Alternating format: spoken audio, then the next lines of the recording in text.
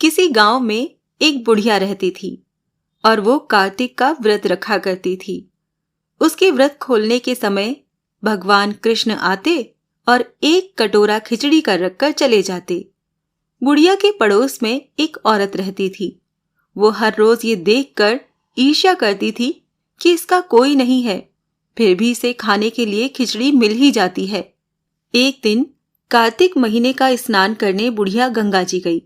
पीछे से कृष्ण भगवान आए और उसका खिचड़ी का कटोरा रख गए। पड़ोसन ने जब खिचड़ी का कटोरा रखा देखा और देखा कि बुढ़िया अभी तक लौट कर नहीं आई है, तब उसने वो कटोरा उठाया और घर के पिछवाड़े फेंक आई। कार्तिक स्नान के बाद बुढ़िया घर आई तो उसे खिचड़ी का कटोरा नहीं मिला और वो भूखी ही रह गई। वो बार बार एक ही बात कहती, कहाँ गई मेरी खिचड़ी और कहाँ गया मेरा बेला। दूसरी ओर पड़ोसन ने जहां खिचड़ी गिराई थी वहां एक पौधा उगा जिसमें 2 फूल खिले। एक बार राजा उस ओर से निकला तो उसकी नजर उन दोनों फूलों पर पड़ी। वो उन्हें तोड़कर घर ले गया। घर लाने पर उसने वो फूल रानी को दे दिए, जिन्हें सूंघने पर रानी गर्भवती हो गई। कुछ समय बाद रानी ने 2 पुत्रों को जन्म दिया।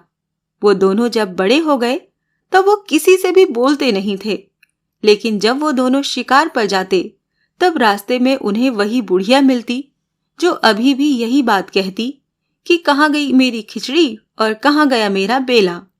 बुढ़िया की बात सुनकर वो दोनों कहते, हम है तेरी खिचड़ी और हम है तेरा बेला। हर बार जब भी वो शिकार पर जाते तो बुढ़िया यही बात कहती और वो हर बार यही उत्तर देते। एक बार ये बात राजा के कानों में पड़ गई।